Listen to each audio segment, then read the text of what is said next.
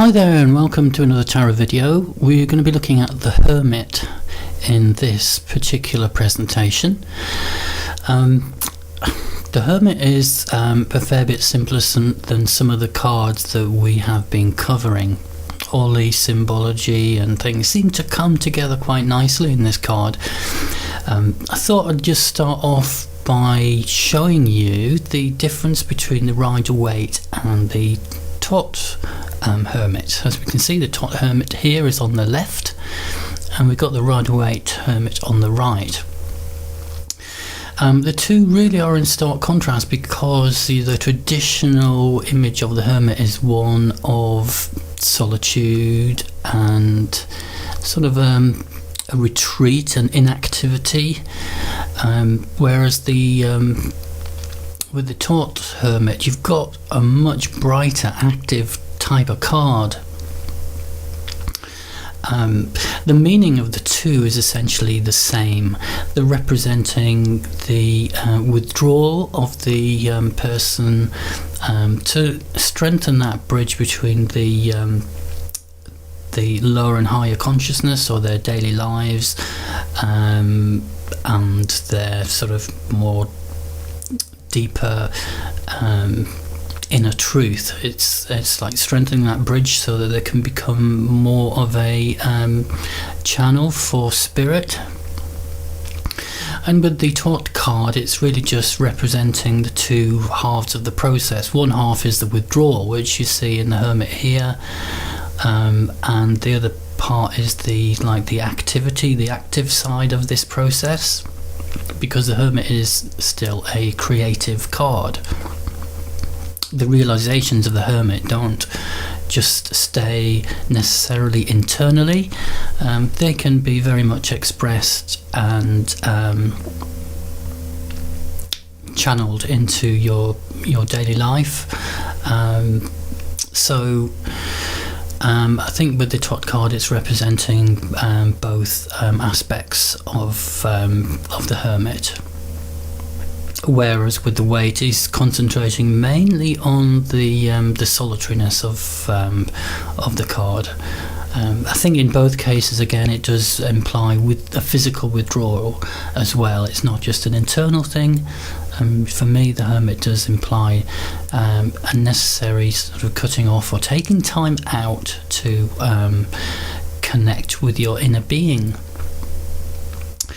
Okay, we'll go on to the next section and look at a lot of the correspondences that the Thoth Hermit has with astrology and Kabbalah and that sort of thing.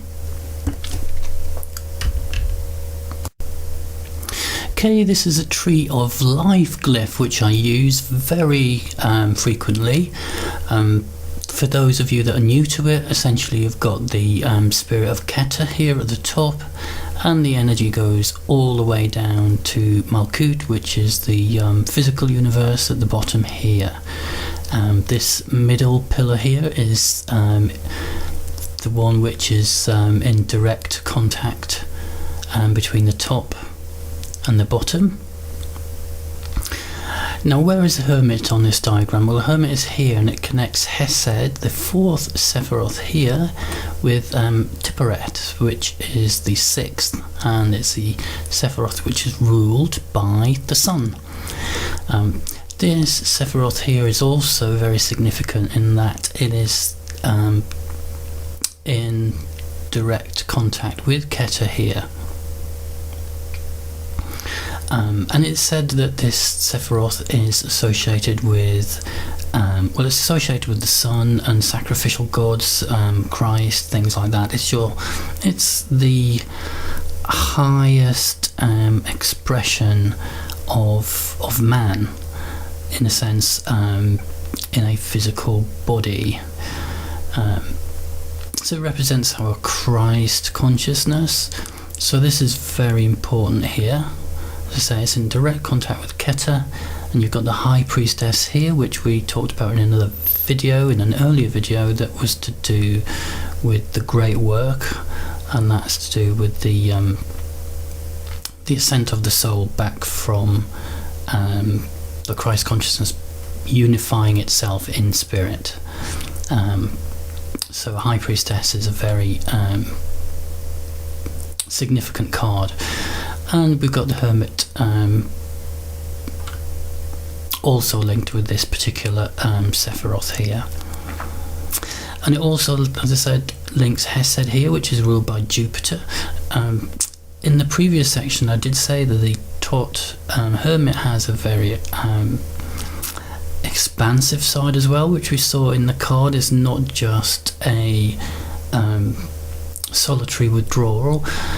Now Hesed, ruled by Jupiter, Jupiter's all about expansion, it's about philosophy, higher mind, that sort of thing.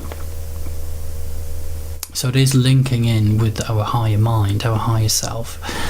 And Hesed is also the first Sephiroth here, which is below this, what is called this supernal triangle, which is the top three here. These three are very difficult to describe because they very much lie in spiritual realms, which words do not have a very good way of expressing. Whereas Hesed here, you're beginning to get the beginnings of higher intelligence here, as it filters down through the levels down to earth there. So again, an important Sephiroth that we've got here, and the Hermit links the two.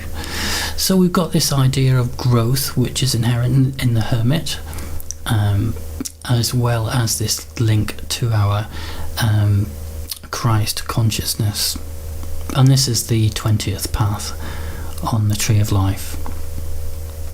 A lot of the associations of the Hermit are very masculine.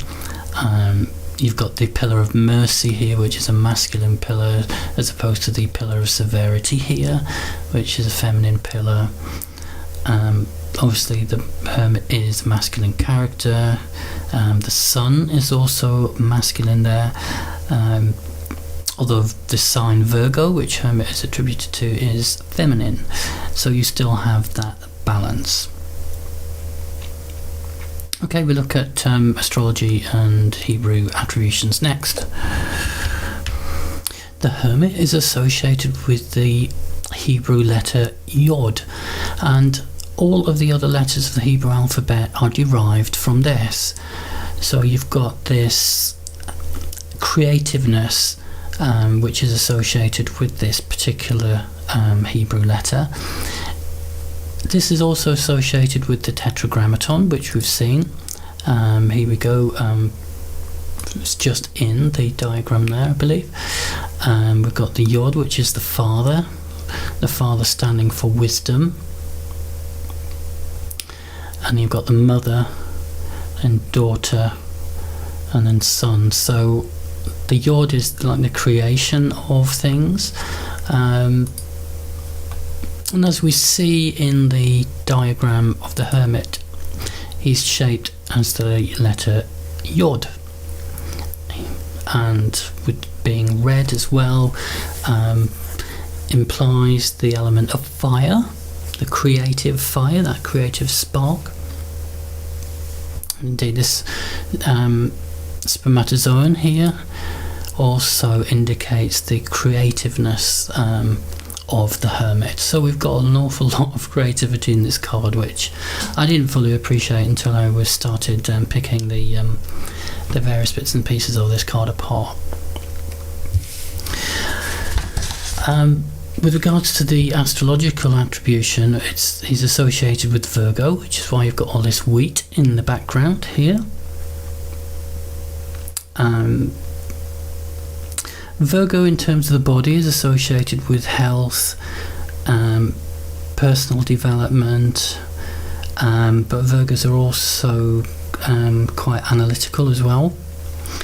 Virgos are ruled by Mercury, and Mercury is also exalted in Virgo, which means it has like a double effect. So the influence of Mercury is actually very bold in this card, and this does link him in somewhat with the magician here, or the magus as Crowley puts it, and where you've got Mercury here.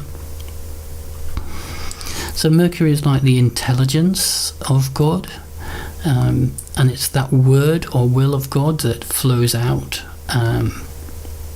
again implying creativity.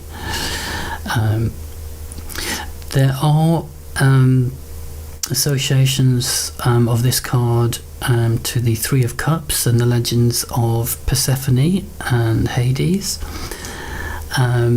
which I won't go into, but there's a link in the notes to that.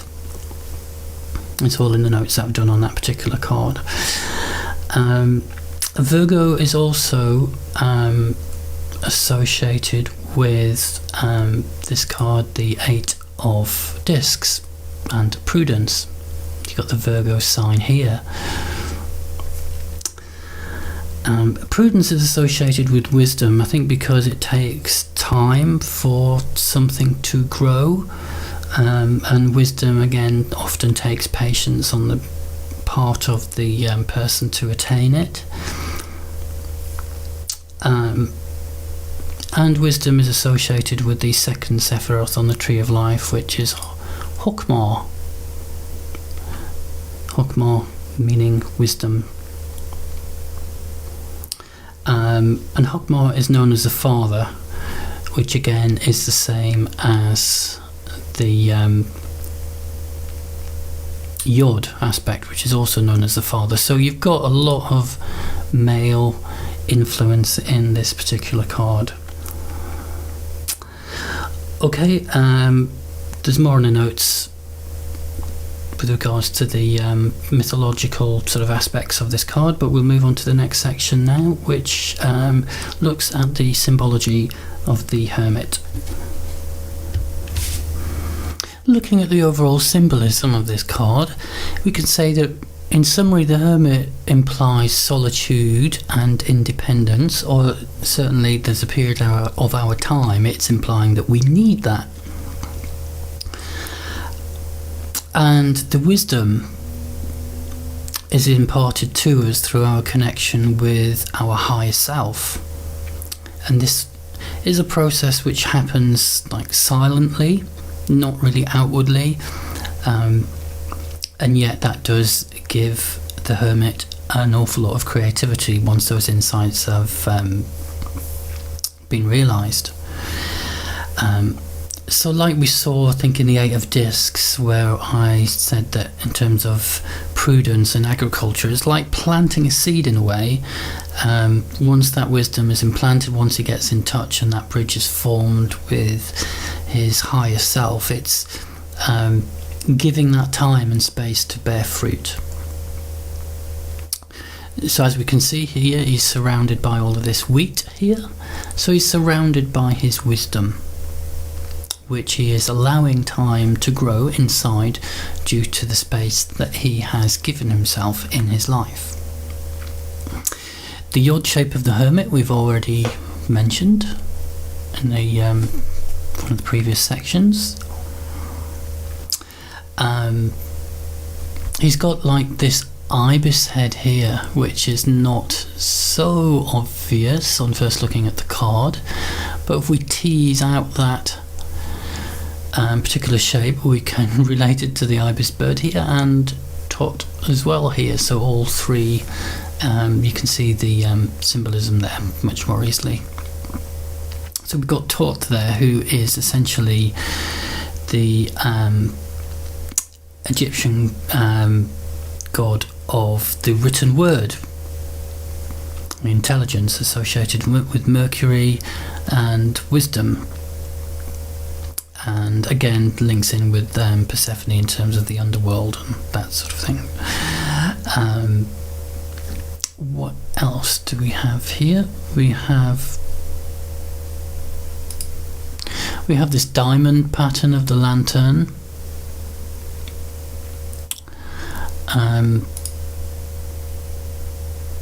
The diamond here is associated with the purity of Keter here. On the Tree of Life you've got Keter up at the top here, which is pure spirit, and the diamond represents that purity of Keter. Again, he links in, you've got the light, the sun of Tiphereth there, these rays, this yellow sun inside the diamond there, and you've got the whiteness of Keter on the outside. So you've got yellow and white there represented by the yellow of the sun here and the white of Keter there.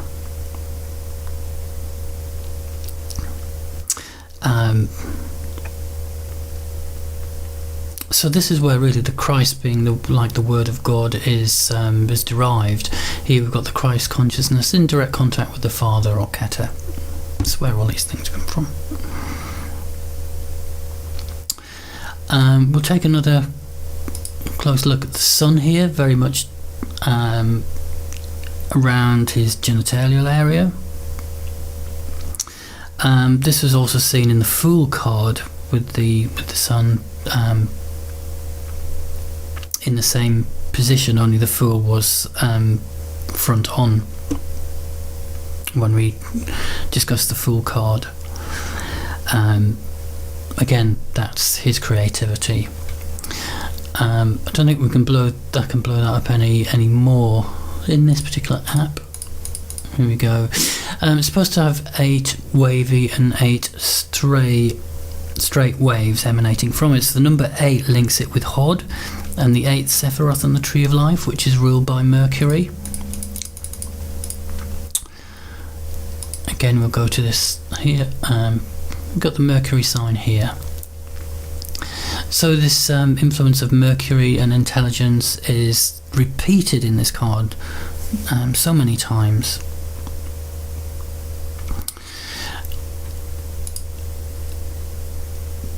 Now these yellow rays don't actually just emanate out randomly, they're actually going to specific areas of the card. One of these rays energizes the spermatozoon here in the lower left hand corner. Another goes from here to the apex of the pyramid. The others illuminate, one illuminates the Cerberus here, which we haven't quite talked about yet, but he's essentially the lower nature. It's also supposed to be like the dead phallus after ejaculation. There's all sex magic in these things. And the other ray points to the Orphic egg, which is up here. So these are all energized by this this light, this spiritual light here. The spermatozoon here represents again the potential for life, and within that spermatozoon, a bit difficult to check, we've got the diamond in the head again.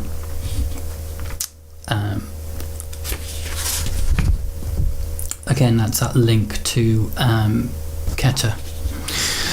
Another feature of this spermatozoon is the notion of a homunculus. Now, homunculus was the old theory, the old beliefs whereby they thought that in the sperm cell was like a tiny complete human. Obviously we know different now, but the overall principle is the same, essentially that it's linking into that creative part of the hermit.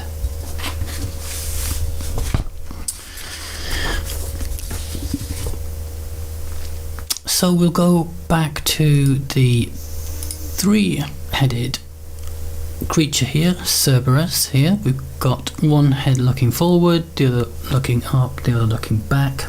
So it's the 3-headed dog looking in the different directions, and they represent the 3 qualities of the lower self. Again, all these things are symbolic, and he's been tamed by the hermit. The head looking forward with mouth open is representing the quality of speech. The middle head, which is higher than the others, represents thought.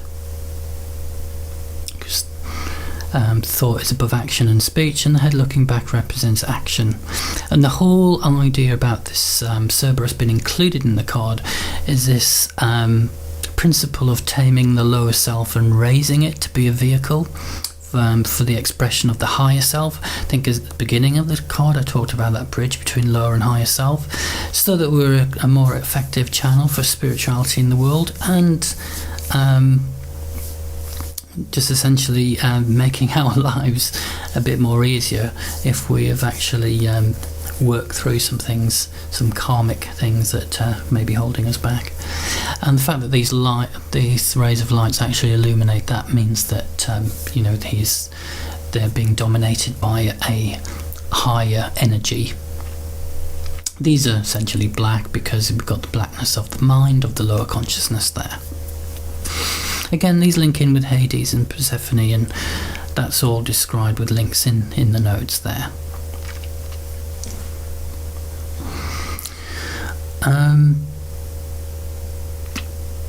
We have a pyramid on the top here. The pyramid is said to stand for the phallus, and each corner is energized by rays of the lantern, indicating like the energization of the phallus from the creative potential of the sun. So you've got this ray illuminating that ray illuminating that, and this ray illuminating the apex here. And probably the final thing that we haven't mentioned is this Orphic egg here. The Orphic egg. Okay, the final thing we haven't mentioned is the Orphic egg, which is here, which the Hermit is looking directly at. Got a picture of it here. I have got there's a blown up version of it. So the Orphic egg is a symbol of the manifested universe and the infinite potential that it holds. The egg being the universe, and the snake this coiled infinity type symbolism here. But in this case it's the subjective universe of the individual, of the Hermit himself, and he's looking straight into it to learn more about himself.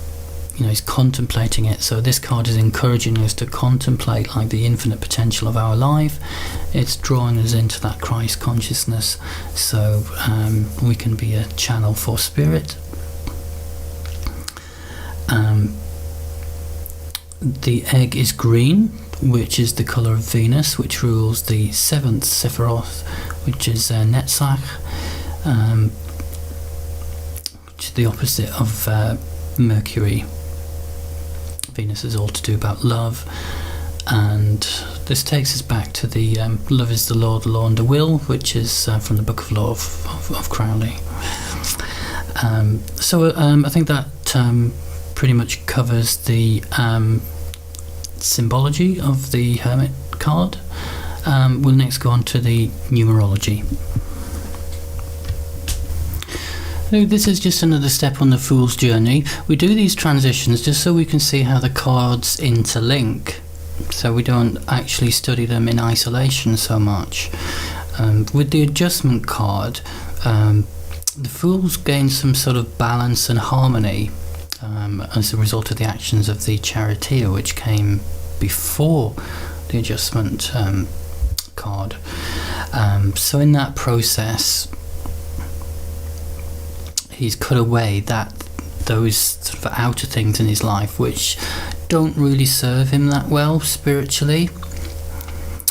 Now the Hermit is all about, as we've mentioned over and over, withdrawing into oneself, and in doing this the Fool forms this connection, this bridge between his outer world and his inner world. So it's creating a space, and this card is reminding us that we may need a physical withdrawal from the world, as well as an emotional withdrawal from the world, in order to get this done.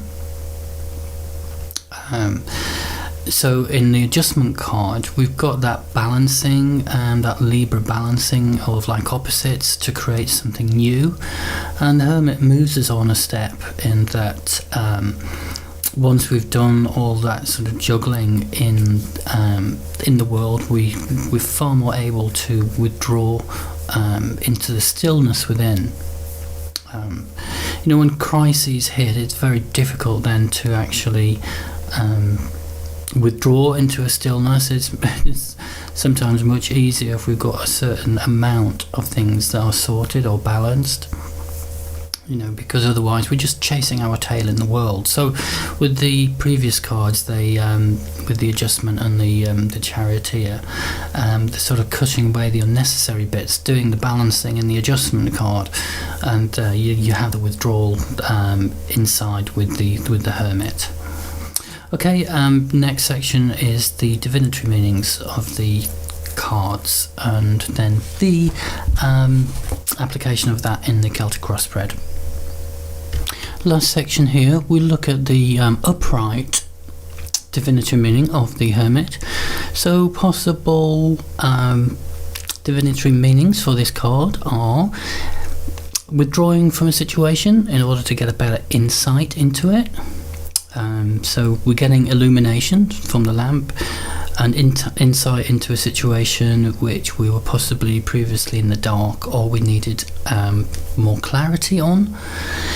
It can indicate spending time on our own, withdrawing to our still centre, meditating to gain insight into oneself, perhaps a time for soul searching as what would give our life most meaning, and the need to get in touch with our untapped wisdom and to be a more creative spark, because there's a big creative side to this card as well, as we've seen. So this process of withdrawing does allow us eventually to be a more creative person. So if we're struggling for creativity, then it can mean, rather than constantly trying to push creativity out, we need to go in order to redirect and re-energize that creative spark inside of us. So if we go to the reversed aspect of this card, it could mean the need to get out more into the world as we become too isolated, too introspective. We could be too self-absorbed and ignoring other people's needs. It could mean not in touch with our inner guide, too much secrecy and not being open about ourselves. Or it could relate to being single but desiring a relationship, or being in a relationship and not having enough space for our own personal development and reflection. So those are just some of the divinatory meanings that are associated with the hermit, and hopefully now you can see how, through the symbolism of the card, that those meanings are derived. So for the last bit of the video, we'll just go on to the Celtic cross here. So if you get the hermit at the heart of the matter, position number 1 could indicate a calling for much soul searching on behalf of the querent, to discover what has most meaning for them. If it's the crossing card, it could mean that basically there's too much going on in their life and they have little time to spend concerning themselves, not enough space for self-reflection. Unknown or unconscious influences, it could be frightened of being on one's own, frightened of that sense of solitariness of going within, and therefore you constantly have things in your life that are distracting you from that. Maybe they find that process of self-reflection and being alone too daunting. If the hermit appears in the past, it could represent spending a lot of time on your own, introspecting, perhaps feeling isolated at the same time. Hopes and goals, hermit here, connecting with our inner wisdom and to love ourselves more. Short-term future, we hermit need to take time out to reevaluate life. Self-image, we like to spend time on our own for self-reflection. Again, these are all just variations on a theme. Our environment, if the hermit turns up here, it could be that we're feeling isolated at the moment in our environment. Even if it's a work environment, we could be just feeling cut off, isolated from others and our ability to express ourselves.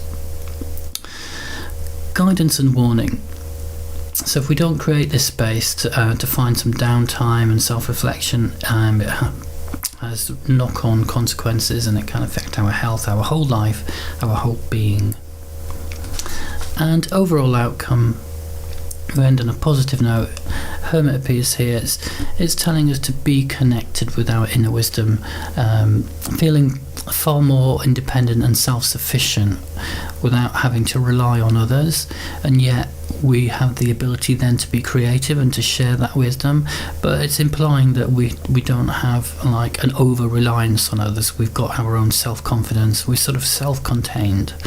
I think that's about wrapped it up for this particular tutorial, so I hope you've all enjoyed it and stayed with it.